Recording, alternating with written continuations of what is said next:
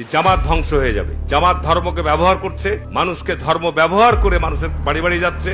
আপনি দেখবেন যে আপনাদের বাড়িতে বাড়িতে মেয়েরা, জামাতের মেয়েরা যাচ্ছে, যারা ধর্মকর্ম সম্পর্কে খুবই কম জ্ঞান রাখে। তারা গিয়ে ভোট চাচ্ছে, বলছে বুবুজি বহেনজি আমাদেরকে ভোটটা দিও তোমাদের জান্নাতের জান্নাত। আজকে বড় বড় কথা বলো, কটা টাকার জন্য মানুষ হত্যা করে পাথর পিটায় মারো। তোমাদের এই সমস্ত চরিত্র দেখে জাতি বুঝে ফেলেছে রাজনীতি তোমরা করো, জাতের রাজনীতি তোমাদের কাছে নাই। আদর্শ বলতে কিছু নাই। গরু চেনা যায় লোমে, মানুষ চেনা যায়। হ্যাঁ, এক লোক এসে বলছে, এক লোক রাজাকে বললো, রাজা আমি তো খুব গরিব, আমার একটা চাকরি দেবেন।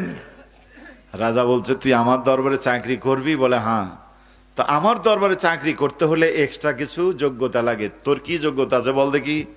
তো সে বললে, মহারাজ আমার যোগ্যতা হলো আমি চেহারা দেখলে বলে দিতে পারি কে কোন প্রকৃতির মানুষ। রাজা বলছে, তোরই তো দরকার, তাই না? চেহারা দেখলেই বলে দিতে পারে। রাজা তার চাকরি দিয়ে পরীক্ষামূলক ভাবে, ট্রেনিং লাগে না চাকরির, ওকে ঘোড়ার এতে চাকরি দিয়েছে, তুই ঘোড়া সম্পর্কে গবেষণা কর। কয়েকদিন পরে ডেকে বলছে, বলতো তুই ঘোড়া সম্পর্কে, আমার ঘোড়া সম্পর্কে কি বুঝলি?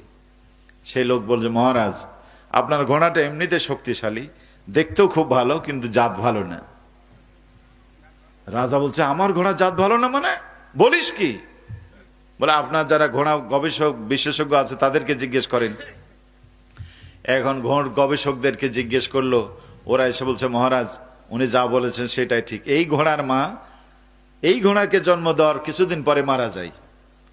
আমরা গাভীর দুধ পান করাইয়া এই ঘোড়াকে বড় করছি, এই জন্য বোধ হয় গরুর গাভীর কিছু স্বভাব ঘোড়ার ভিতরে থাকলেও থাকতে পারে। তো রাজা ওরে বলছে, আচ্ছা তুই বুঝলি কি করে? সে বলছে, মহারাজ গরুর অভ্যাস হলো মানে চারার উপরে, খাওয়ার উপরে মুখ লাগিয়ে খায়, আর জাতের ঘোড়া যেগুলি খাবার নিয়ে মাথা উঁচু করে খায়। আপনার এই ঘোড়া শরীর ভালো, শক্তি ভালো, কিন্তু এই খাবারের মুখে মুখ লাগায় খায়, এটা দেখে আমি বুঝলাম ঘোড়া জাত ভালো। আচ্ছা বলেন তো, চেহারা দেখে না ওর কর্মকাণ্ড দেখে? রাজা বড় খুশি হয়ে কিছু গম, কিছু খেজুর, কিছু সরিষা দানা, কিছু রসুন পেঁয়াজ তার উপহার দিয়েছে। কিছুদিন পরে বললো, আচ্ছা ঠিক আছে, আমার রানী সম্পর্কে কিছু বললো দেখি। তো এখন সে লোক বলে, মহারাজ আপনার রানী এই কোনো রাজকন্যা না। রাজা বলছে, বলো কি? আমি তো অমুক দেশে রাজার মেয়ের বিয়ে করছি, আর আমার স্ত্রী রাজকন্যা না? শাশুড়ি মশাইকে ডেকে পাঠিয়ে শাশুড়িকে বললো, মা বলেন তো আসলে ঘটনা কি?